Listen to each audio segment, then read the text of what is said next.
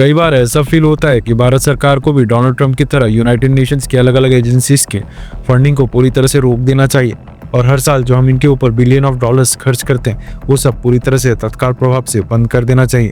अब इन एजेंसीज से भारत का कोई खास फायदा तो हो नहीं रहा, लेकिन हद इतनी पार हो गई है कि हमसे मिलियंस ऑफ डॉलर्स लेने के बाद ये लोग कश्मीर और मणिपुर जैसे सेंसिटिव इश्यूज के ऊपर भारत की सरकार को टारगेट कर रहे हैं। भारत आज की डेट में दुनिया में सबसे तेजी से ग्रो कर रहा है।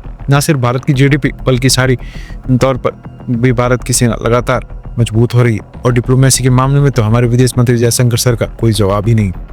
दुनिया का कोई भी देश भारत के ऊपर आरोप लगाने से पहले 100 बार सोचता है, क्योंकि सामने से जयशंकर सर का रिप्लाई भी उतना ही बोल्ड होता है जिसके जवाब में सामने वाले देश की बोलती बंद हो जाती है। भारत के साथ कोऑपरेशन को मजबूत करने के लिए आज हमारे सामने दुनिया के तमाम देशों की लाइन लगी हुई है।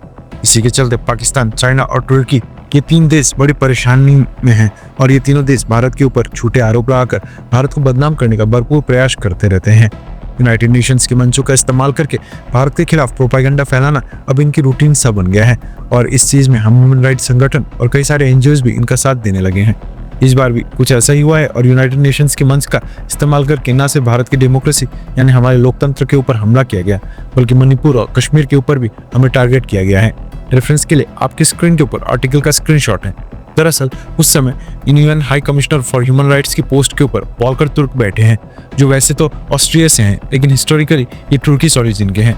इन्होंने पिछले कल यूनाइटेड नेशंस के मंच के ऊपर दुनिया के सभी देशों के सामने भारत के ऊपर आरोप लगाते हुए कहा कि मोदी सरकार के रूल में कश्मीर के अंदर प्रेस फ्रीडम को दबाने की कोशिश हो रही है।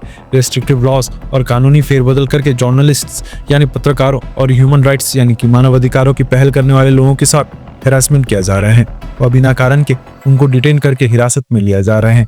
इसके आगे उन्होंने कहा कि मणिपुर में भी काफी लंबे समय से हिंसा हो रही है और काफी लोगों को डिस्प्लेस किया गया है या फिर काफी सारे लोग डिस्प्लेस हो चुके हैं। इसलिए भारत सरकार को मणिपुर और कश्मीर की सिचुएशन पूरी तरह से ठीक करने के लिए डायलॉग, पीस बिल्डिंग और ह्यूमन राइट्स के बेसिस के ऊपर प्रयास करना चाहिए। आगे कहते हैं कि लोकतंत्र में सोसाइटी के सभी लेवल की पार्टिसिपेशन को बढ़ावा देना चाहिए और मोदी सरकार को और भी प्रयास करना चाहिए। अब ये पहली बार नहीं है जब वॉल्कर तुर्क ने भारत के ऊपर कोई आरोप लगाया हो। पिछले साल लोकसभा इलेक्शंस के समय भी वॉल्कर तुर्क ने आरोप लगाया था कि नरेंद्र मोदी के रूल में भारत में माइनॉरिटी और खासकर मुस्लिम माइनॉरिटी के साथ डिस्क्रिमिनेशन हो रहा है, उनके साथ भेदभाव किया जा रहा है और उनके खिलाफ हेट स्पीच दी जा रही है।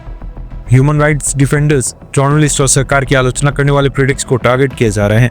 भारत में सिविक स्पेस के ऊपर लगातार रिस्ट्रिक्शंस लगाई जा रही हैं। अब देखा जाए तो भारत की यूएन में permanent representative Arindam Bagchi sir ने वॉल्कर तुर्क को अच्छे से जवाब भी दिया है और काफी खरी खोटी सुनाई। लेकिन सवाल यहाँ पर ये उठता है कि आखिरकार ये कब तक चलेगा। एक तरफ भारत यूनाइटेड नेशंस के अलग अलग मंचों के ऊपर इतना कंट्रीब्यूशन दे रहा है, फंड्स प्रोवाइड कर रहा है, फ्री में मेडिसिन, ह्यूमैनिटेरियन एड, ग्रांट्स और ना जाने कितने प्रोजेक्ट्स को हम स्पॉन्सर करते हैं, लेकिन फिर भी ये लोग हमें टारगेट करने से बाज नहीं आते।